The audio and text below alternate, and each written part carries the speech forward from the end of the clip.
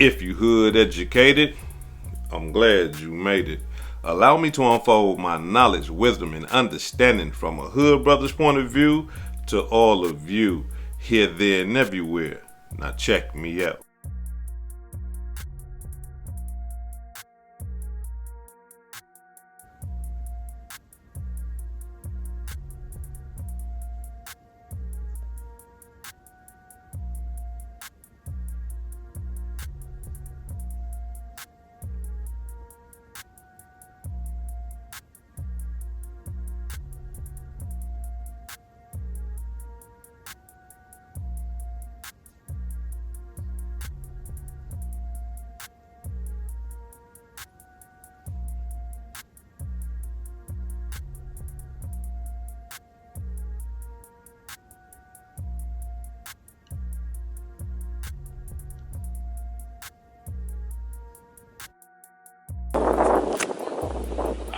Everyone else can slow down. Detained in here. Hold on.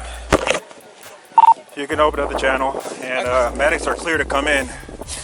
Have them come to the northeast entrance. That's gonna be a gate that's wide open there, and then you come to the victim from there. Received.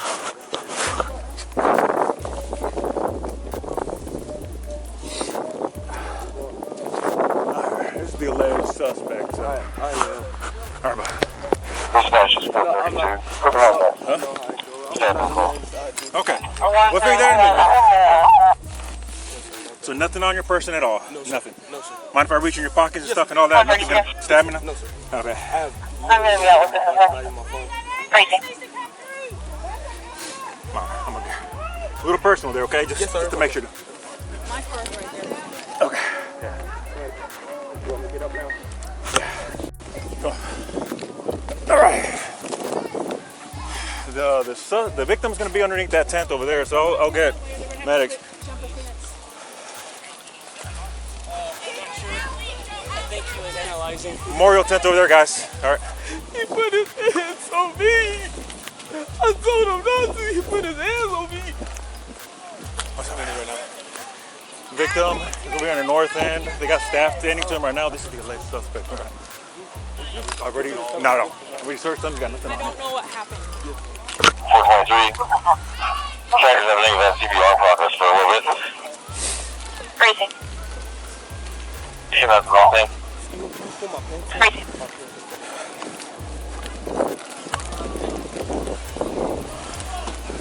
Sorry, over here for side. Up to you. It's up to you. That's fine.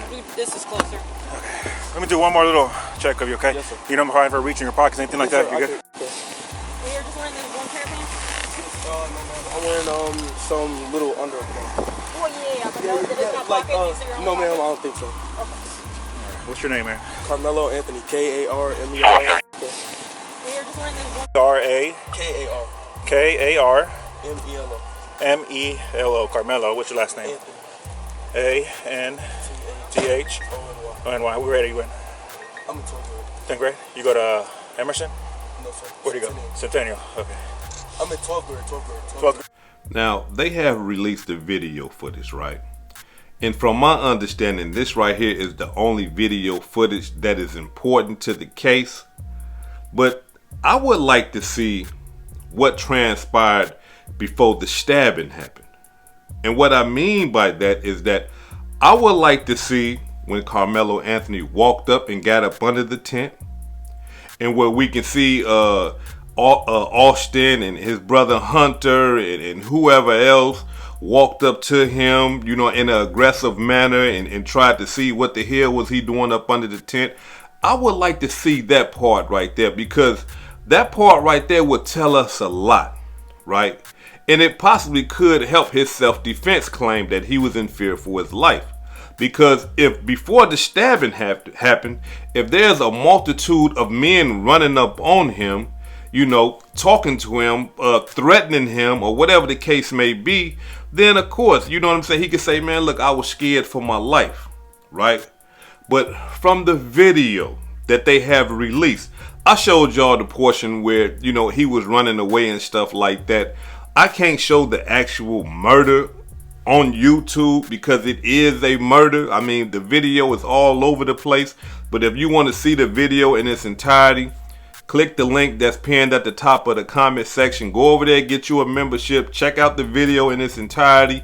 I slowed it down for you. I even put arrows showing you who is Hunter and who is Carmelo Anthony, you know what I mean, so that you can have an understanding. But even then, I gotta be 100 with you. You can see what happens, but it is like grainy.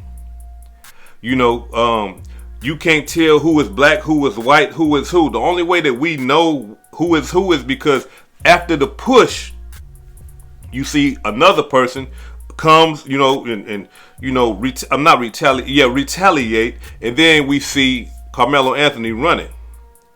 And I ain't gonna lie, that boy can run. I'm talking about, man, that boy got up. That boy got up. He wasn't playing. So I would like to see, you know, the video in its entirety. You know what I mean? But I'm understanding how the courts work and stuff like that. But at the same time, show us the beginning of the video so that we can see if he was surrounded. Show us the beginning of the video. If we can see that, you know what I mean, they was picking on him before the stabbing. You know what I mean? I would like to see that whole thing, but they haven't released that yet. And from this video that we have now, the statements that other people were saying that I seen the video, this happened, that happened, that has yet to be proven because we ain't seen the whole video. They not giving us the whole thing. You see what I'm saying? Now, allow me to say this right here, because after seeing the video, I'm going to tell y'all what it looks like. It looks like somebody pushes Carmelo Anthony, which we know now is Austin. And then you see Carmelo Anthony retaliate, hit him, and then start running up the bleachers and then run down the bleachers. That's what we do see. And that's what we do know, because that's on the camera. But can we call that self-defense? That's the question. Now, look, we're going to break down Texas self-defense laws so that we can get an understanding as to what the law say about self-defense and what the law says what not is self-defense. Check it out. Core legal principles. Reasonable belief. You must honestly and reasonably believe that force is immediately required to stop someone else's unlawful force. Reasonable means an average person would agree with your assessment. Imminent threat. The danger must be happening right then or about to happen immediately. You cannot use force to prevent a vague future threat or as revenge after a threat has already ended. Proportional force. The physical response you must match the level of threat you face. You cannot use deadly force like a firearm or knife to respond to a non-deadly threat, like a verbal insult or a minor push. When is deadly force allowed? Deadly force is strictly limited. You can only use deadly force if you reasonably believe it is immediately necessary to protect against deadly force, or to prevent the imminent commission of specific violent crimes, including murder, aggravated kidnapping, sexual assault or aggravated sexual assault, robbery or aggravated robbery. So now, according to the law, y'all tell me, is it self-defense or not? You see, not dealing with your feelings and all that old type of stuff. We talking about according to the law, because that's what they going by. The law don't care about your feelings and your family ties and, you know, all that old type of stuff. You know what I'm saying? I mean, race does play a role in this, the criminal judicial system. But according to the law and self-defense, was it self-defense? Could he have really proven self-defense in a court of law according to what Texas says is self-defense and what is not self-defense? You see what I'm saying? Now look, I got to be 100 with y'all. From my standpoint, what I seen and what I think, I don't think that self-defense was a strong argument I don't believe it was, because from what I just read, the law goes against that defense that his lawyer tried to put up and say, hey, it was self-defense. You see what I'm saying? And not only that though, I also believe that he should have took a deal, because he admitted to the police, hey, yeah, I'm not the alleged suspect. I did it. He admitted. And then started, crying and saying that, hey, man, I told him not to put his hands on me and stuff like that. Being that he admitted that he killed Austin, I believe that they should have been saying, hey, look, let us get a deal here. What kind of deals y'all offering? Because let's just say if they offered him 10 years, he would have been home in a couple of years. Because they saying that he only going to have to do, 15 years off that 35? 17 or something like that off that 35. So if he took a deal for 10, the boy would have been home. You see? But when people get to dealing in their emotions and stuff like that, and then they get to thinking that, hey, we finna slide with this self-defense, it's not gonna happen like that. I mean, somebody should have taught his parents, somebody should have taught his defense attorney, hey man, this is what the law say. The law say this right here. If anything, they should have been shooting for a manslaughter, because he admitted that he killed the boy. Whether a lot of people feel that it was self-defense or not, the law don't agree with what your feelings is. The law says otherwise.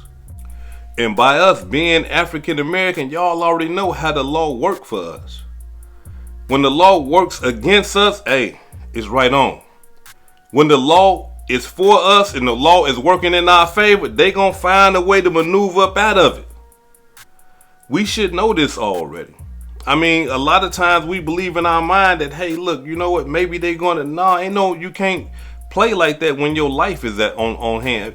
When your life is at risk, you can't play like that with the criminal judicial system, because they not gonna play with you. They gonna try to bury you. And in this case right here, hey, look, they gave him 35 years. He still got some life left. He's a young man. He gonna get out. He gonna be 30-some years old. He still can establish a family, have kids, all that. He finna lose a chunk of his life, but he still got some life left. They ain't kill him. Now, I ain't gonna lie. I thought that they was gonna kill him. I thought that they was gonna give him all day long, but they didn't. You see what I'm saying? So he still got some life left. We must start to teach our kids how to react to violence. We must start to teach our kids how to better deal with critical thinking.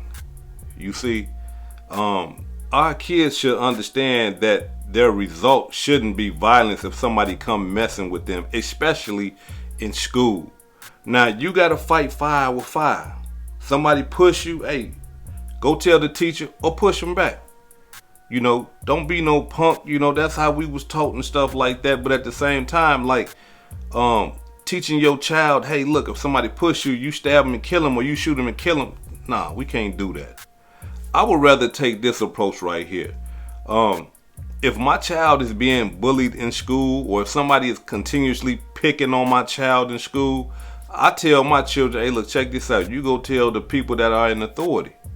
Go tell your teacher. You see? Go tell the security guard at the school. Go tell the principal, the assistant principal. Tell an adult what's going on. So therefore, the adult, they can just cut it at the root so it won't become a major problem. Not only that, I believe the coldest part to do is, if your child is being bullied at school, even though your child may tell the teacher and may tell the security guard at school or the principal, as a parent, go deal with that bully's parent. Go talk to the parent. Parent to parent. Man to man. Woman to man. Man to woman. However it go. Woman to woman. Go talk to them and say, hey, listen, check this out. These kids, you know what I'm saying? And my daughter been coming home. She's scared to go to school, and she feeling this and that, the other, because your son or your daughter is bullying my daughter. Can you please tell them to stop doing that? You see what I'm saying? Because my daughter or my son shouldn't have to be coming to school worrying about somebody putting their hands on them or threatening them. The only thing that my daughter or my son should be worried about in school is if they're going to get an A, B, C, D. You see what I'm saying? Hopefully not an F. But y'all understand what I'm saying? So we need to really sit down with our kids because bullying do go on. I got bullied in school. You know, I got bullied in school, and I'm talking about I could have easily been Carmelo Anthony. Because when I was getting bullied at school, I brought a hammer to school. Yeah, I brought a hammer to school. And it just so happened that the big bully that was bullying me that day, he must have just said, you know, I don't know if he felt it or something, but he didn't mess with me because I was getting bullied by 3 people, 2 boys and a girl. I fought the girl first. I won the fight. Then I fought the other boy and I won the fight. But the other boy, I really ain't want to fight him. He was big as hell. So I packed a hammer, one of those little small hammers. I took that joint to school. And just that day, when we came out of school, I'm waiting to put this hammer on his ass. He was like, hey man, I don't even want to fight you, man. You cool. I guess he must have seen that I whooped his boy and his homegirl. And he was like, hey, you know what, man, I don't want no parts in him. But I ain't want no parts in him neither. I had that hammer for his ass. You see? So look, again, I believe we really do need to sit down and teach our kids about the bullying and the procedures that they need to take so they won't become Carmelo Anthony. This is hood educated, not lane related. Peace and love, and y'all take care of yourself out there. If I said anything that caused you to think, hit that like button and subscribe to the channel if you're not subscribed already. And if you're feeling generous, please make a small donation to the channel. Peace and love.